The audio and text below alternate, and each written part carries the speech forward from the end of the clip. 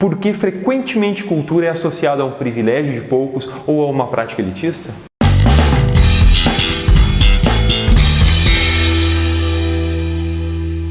Em 2013, a revista Carta Capital publicou um artigo intitulado A Imbecilização do Brasil. Nesse artigo, o jornalista Mino Carta pergunta onde estão as grandes obras, onde estão os grandes artistas. Em 2016, a revista Veja publicou um artigo intitulado É preciso acabar com as leis de incentivo à cultura.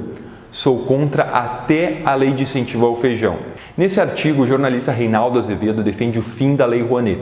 Ele diz que se o mercado entende uma obra e quer uma obra, ele mesmo vai financiar. E se o mercado não entende, não há por que o Estado financiá-la. Por trás desses artigos, um mais pautado na questão ideológica, outro mais pautado na questão mercadológica, há um discurso da hierarquização da cultura e uma confusão de conceitos. Essas opiniões são superficiais e vêm de uma sociedade estratificada em classes que herdou seu conceito de cultura e, pior, seu modus operandi de uma aristocracia real que, se ainda existe, está em extinção. Eu faço cavaleiro. Levante, Sir Royal do bife. Levante, Duque das roupas. Levante, Duque quebradiço. Levante, Sir Short London. Levante, cavaleiro da abóbora. Levante, seu cavaleiro idiota. Ah, sois muito bondoso, majestade. Mas da onde vem isso? A cultura foi associada há muito tempo a quem tinha tempo livre, a quem tinha ócio. Mas ócio não era o sentido negativo. Ócio era o tempo livre que a pessoa poderia desfrutar para filosofar, para se entreter com as artes lúdicas ou criar. Era o tempo de criação, o tempo de reflexão. Hoje se fala em ócio criativo. Antigamente não existia ócio criativo, era redundância. O ócio já era em si criativo, era um momento de criação e de reflexão. O ócio não tinha muitas vezes rebatimento no mundo prático. O exemplo mais óbvio disso é a arte da boa conversa. A arte da boa conversa é quando a corte tinha que esperar o rei e esperava durante horas e horas até o rei passar e não tinha o que fazer nesse período. Então eles tinham que ocupar o tempo conversando. E como usar esse tempo para não ser uma conversa enfadonha e sem graça?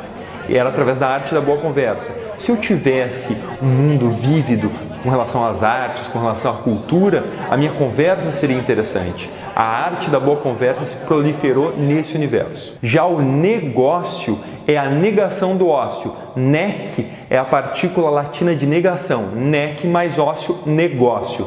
O negócio era definido a partir do ócio. O teu tempo livre, o teu ócio, o teu tempo criativo é quem definia o negócio e não o contrário. Com a ascensão do capitalismo, o negócio é que passa a definir o tempo do ócio e não o contrário, como era antigamente. O negócio passa a ser business e o ócio passa a ser o tempo de lazer mínimo e escapista. Enquanto houver burguesia, não vai haver poesia.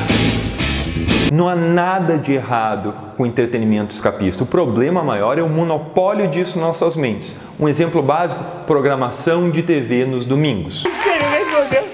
Errou! Eu estou casado há 20 anos e o máximo...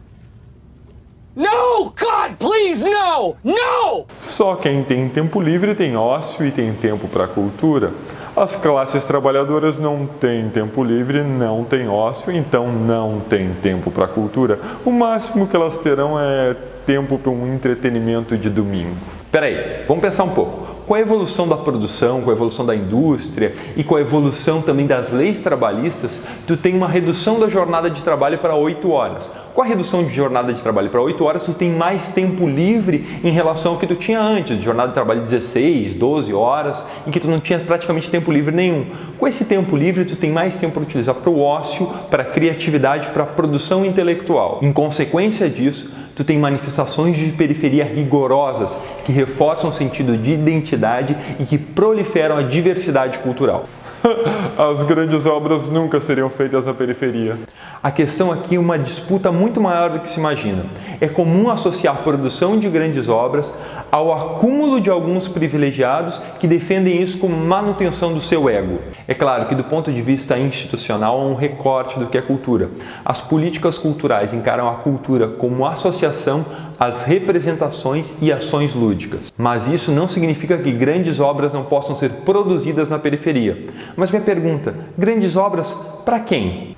O que se tem aqui é o interesse da manutenção do poder. Se a cultura de periferia, se a cultura popular, se as culturas que estão fora desse centro de privilegiados não são consideradas culturas, se não são consideradas que elas têm poder de comunicação, se não são consideradas capazes de realizar grandes obras, então elas não têm possibilidade de requerer financiamento. E aí que está o X da questão. Einstein tem uma frase: a mente que se abre a uma grande ideia jamais volta ao seu tamanho normal. A produção cultural e as manifestações culturais ligadas às culturas populares e às culturas de periferia já demonstram que a sociedade compreende e legitima isso como manifestação e práticas culturais. As mentes se abriram e estamos num processo inevitável de rompimento com a hierarquização cultural. Se você conhece alguém que defende a elitização cultural por motivações egóicas, bom, deve ter excelentes terapeutas na sociedade. Gostou do vídeo? Então não se esquece de curtir e compartilhar. E se inscreve no canal. Até semana que vem. Valeu!